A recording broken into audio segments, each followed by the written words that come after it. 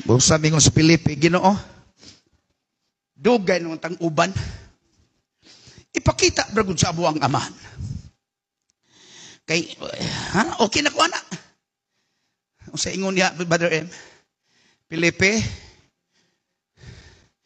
pagkadugay. Namatay. Ginoo, that is John 14:8. Ipakita na mo ang amahan. Okay. So enough. Kini si Felipe, tigpangita yun sa amahan. Nganong dili mainahan? No? Amahan magyud iyang gipangita. Nganong dili man inahan sa kanunay panabang.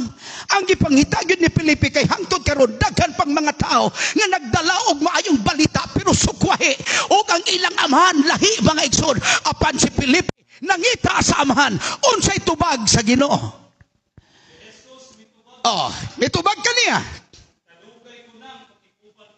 Daghan daing tao karon mga igsoon nga nadugay nagwali, naniguang na nagwali, apan wa gihapon nakaila sa amahan. Buot pasabot, Pilipi, dugay na kitang kauban. Bisan pa di ay dugay mo kauban, mga igsoon, kung di ni mo nailhan, kung kinsa imo gikauban, mangita gyud kaglain. Apan gani karon si Kristo, dunay tubag sa tao nga nangita. When you have a question, Jesus is the answer. If you have a need, He is the answer. When you have something, mga igsoon, Jesus is the answer. What is the answer? Pilipi, kadugay na kung kadugay mo, kauban. Daghan di ay migamit sa pangalan ni Jesus, pero wag yapon nakaila sa Ginoo Jesus. Wag yapon kakaila. Daghang mo ampo sa pangalan ni Jesus. Kami nag-ampo sa pangalan ni Jesus, pero gigamit ang pangalan ni Jesus, pero wala nila nailhi kung kinsa si Jesus. Daw sama kang Pilipi, iyang gikauban ang Ginoo sa daghang ministry sa kinabuhi. 3.5 years kanuha si Pilipi. Apan miingon siya, paikita ka na mo ang amahan, igo na ka na kanago. Apan ang Ginoo mitubag, ang nakakita ka na ko. If there is another person of the Godhead, which is the Father, pila ang nakita nilang mga apostoles. Ang nakakita ka na ko, nakakita sa amahan. Unsa ang amahan? Ang amahan, maurang espiritu.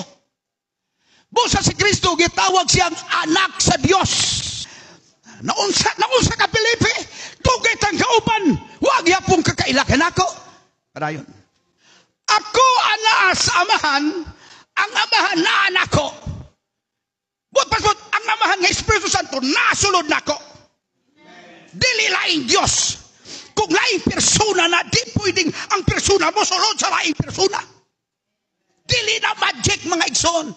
That is a simple manifestation by Jesus when He asked by Philip that he would looking for the Father. But Jesus said, ang nakakita ka na ko, nakakita sa amahan. Kay ang amahan, aniya ka na ko, ug ako, ana sa amahan.